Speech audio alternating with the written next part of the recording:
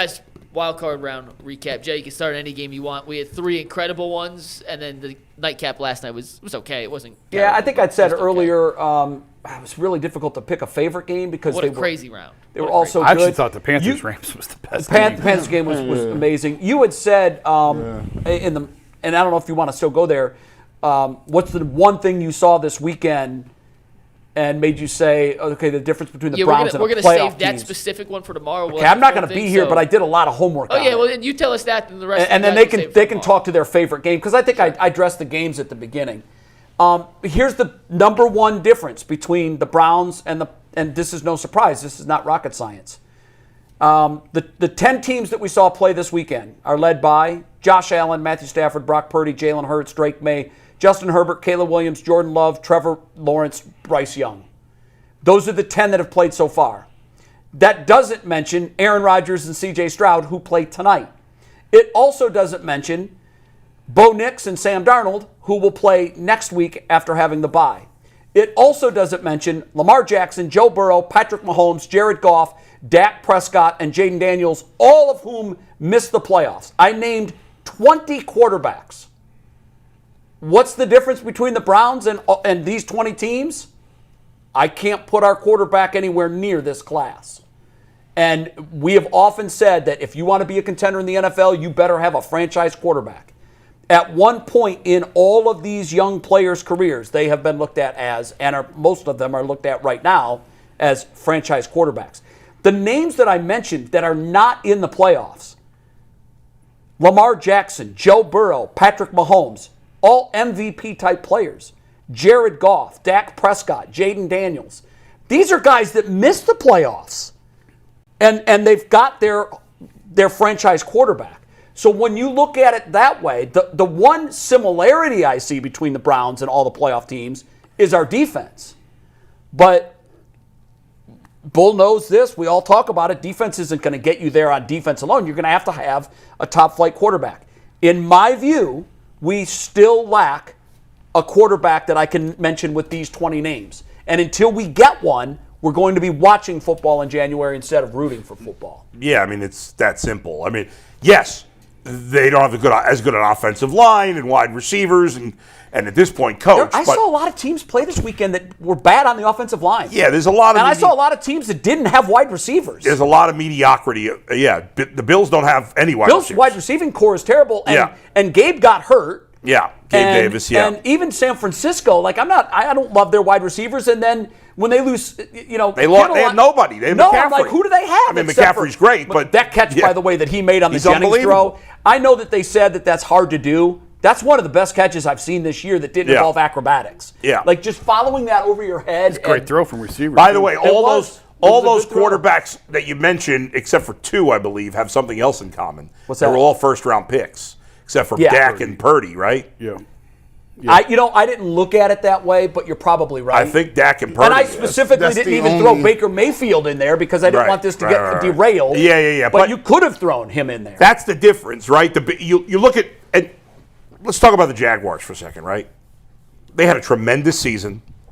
They were arguably the best team or one of the best teams in football the second half of the year. Yeah. Trevor Lawrence was playing as well as any quarterback in football at the end of the year, right? The Bills were spotty this year, right?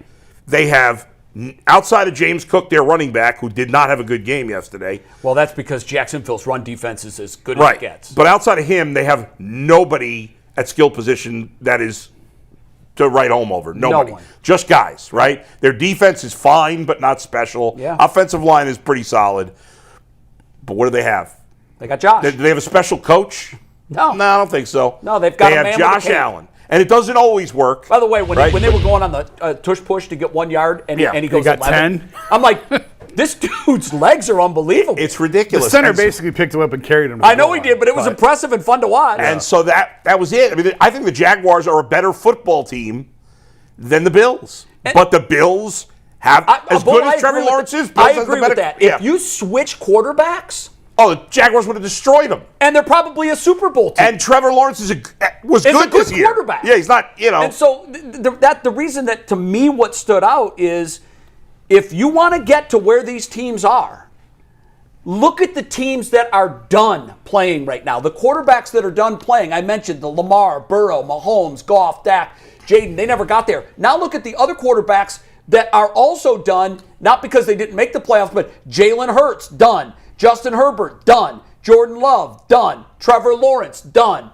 Like, these guys weren't even good enough to make it to the divisional round. Right. So, in my view, the hunt for the guy with the cape is still on. And if you don't find the guy with the cape, as we proved this year, even with, and I know you don't like this word, but elite means the best of. Okay. Even with an elite defense, and I'm not all-time elite. I think that's I got you. I'm with you. Okay. But even that elite defense isn't good enough to carry you even close to the playoffs. No. If you don't have a guy that you can squint hard at and put in that 20.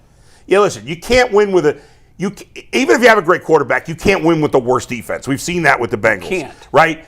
But you're going to be much more competitive with a great quarterback and even a terrible defense than you are going to be with a great defense and a terrible quarterback. By that every day. I believe so that. you got to have other things. You can't be totally devoid of talent. The quarterback can't make up for everything, but the better the quarterback, the more he can make up for. I agree. I think one of the things that you look at, Brian said it best.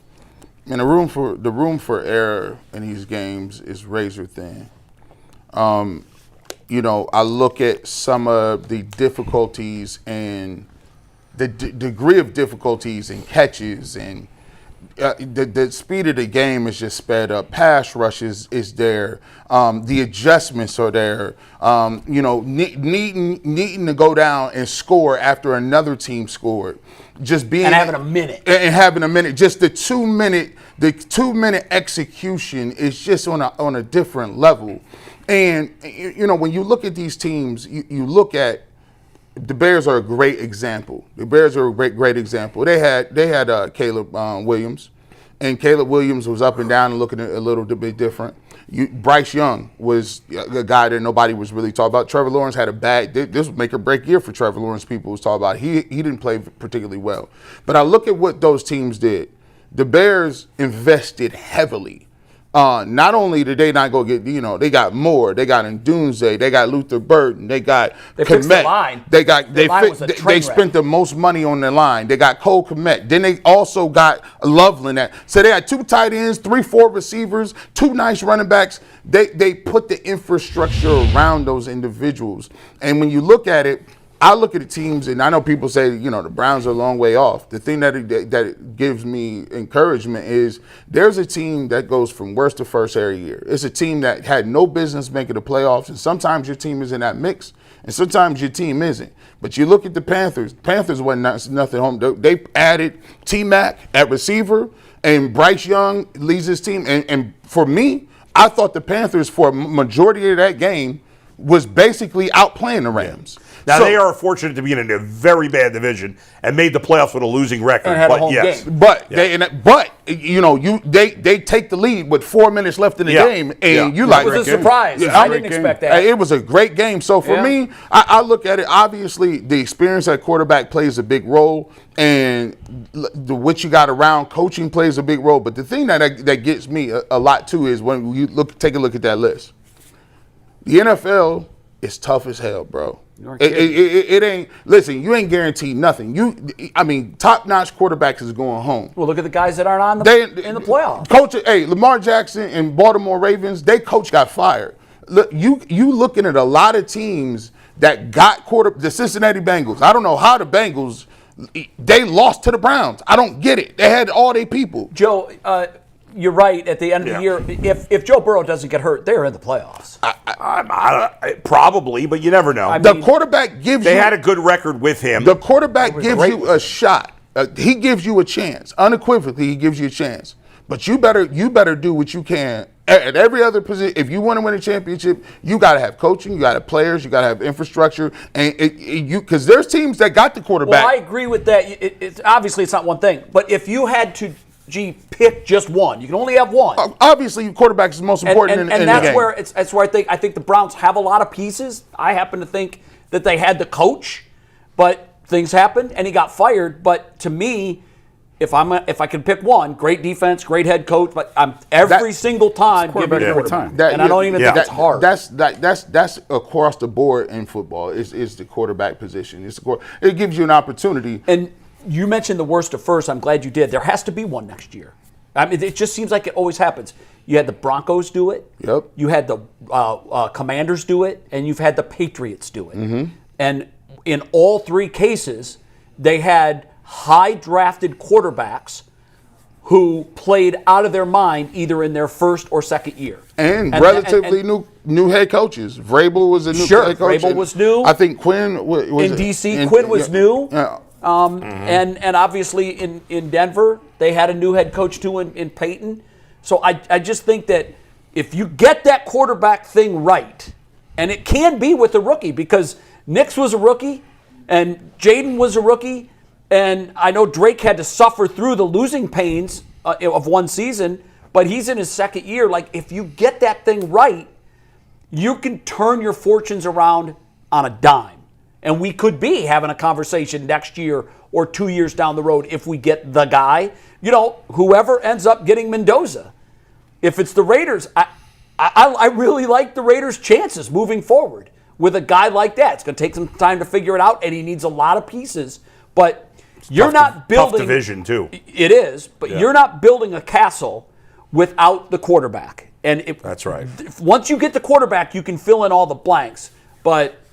that's why the hunt continues. I don't think we're going to find one as late as we're picking this year, but who knows? Who knows? Bo Nix was down in the first round. Yeah. And he did it. Jason, real quick, do you agree?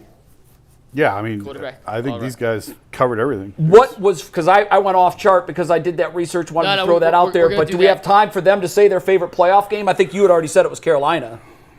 Yeah, I thought that was the most entertaining game. It was a great game. I thought it was the Bears coming back. Because of the comeback. Yeah. Carolina for me because it was so unexpected. I thought it was going to be a blowout. I thought that was the one game you knew for sure who was going to win. It's the game I was least interested in going in. It was and good. I was most riveted at the end. I can't even really say, like, I thought all of them. I thought the college football ones was great. I thought these games were great. I just like the strategy. Like, I love the fact that these guys they emptying out the whole clip. They ain't not playing around. When you got to have your best drives, they was getting them. Your Caleb best Williams throws. made that amazing throw we talked about with Hoyer. By the way, Bryce Young, when the Panthers scored their last touchdown before the Rams came back, that was an incredible throw into the end zone by Bryce Young. Great throw. So, we saw some high-level quarterback play outside of – I actually didn't think Drake May played very well, but Justin Herbert was – I thought May made the plays when he had to.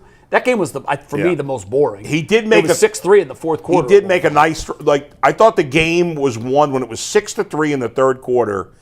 And remember, May got sacked by his own 10-yard line early in the third quarter. And then made the pickup. And it was on like a 3rd and 15, and then they just marched down the field. He made a dart on the next two throws. He made really good throws. Here's the cautionary tale, though, if you do have a quarterback and you ain't doing enough around him. Like, take a look at the Bengals, right? Joe Burrow went to the Super Bowl and, kind of didn't get it done. So now it's like it's not his fault. It ain't him. I mean, the Bengals didn't get it. They're only there because of Joe Burrow. Let's be clear with that. Now, when you talk about Justin Herbert, look, man, I don't know where. Him and Trevor Lawrence, I don't know how they get over the hump. At least, Trevor Lawrence won one playoff game, didn't he? Justin Herbert hasn't won a single playoff game. He beat Herbert. Herbert's had no playoff success. And has looked like nothing like Justin Herbert. He's a good quarterback, but I think he's the most overrated quarterback in the league. That's interesting. They better get him 5, 6. His offensive line. Yeah, it was bad. Oh my God. He was getting lit up. He was getting teed off. He doesn't have a chance back there. I'd like to see what he could do with a great offensive line. And by the way, they have two really good tackles. They just both got hurt this year. They got hurt. Yeah, exactly. But I'm talking about dealing with what they had. By the way, to me, the story of the playoffs, the 49ers, being where they are with the number of stars. Amazing. I mean, they're stars. like their 5th and 6th linebackers, I think. I know they are. And I think there was a stat. I saw so many football games, I can't remember. I think it was them. They've missed 73 games total games by starters. Yeah. And it was by far the most of anyone Who in are the they NFL. playing? Who are they playing next week? I can't remember now. They play the Seahawks and then the Bears. Which is a winnable Bears game. play the Rams. They just played and it was very Well, close. Three you know, NFC Sam Darnold. West We'll see if he teams. puckers up. Like he did last year. Yeah. He looked Three great in the NFC regular West season, teams and are then the Final Four in the NFC, by the way. what's that? 3 of the Final 4 teams in the NFC, all from the same division. Man, they got that's right. This is what I like creativity. Last point, G, then Super Chats. They don't have no weapons, and they just made Juszczyk. Like they's like, yeah, we got Juszczyk. Well, they got McCaffrey. They got McCaffrey, but Outside of him. But the way they be running Juszczyk on these motions and this orbit stuff Shanahan's is a genius. nasty. Like he run 5. This is what I'm talking about. Layered. He run 5 or 6 plays. All of them look the same. He's an old school Orlovsky, fullback. real quick, did a breakdown on Get Up this morning. I have Who? to catch. I was watching Dan Orlovsky. Yeah. On the Juwan Jennings to McCaffrey pass. Yeah. And the 2 plays they did earlier in the game to set it up. Setup game. And Told you. I mean, it was beautiful. Beautiful thing.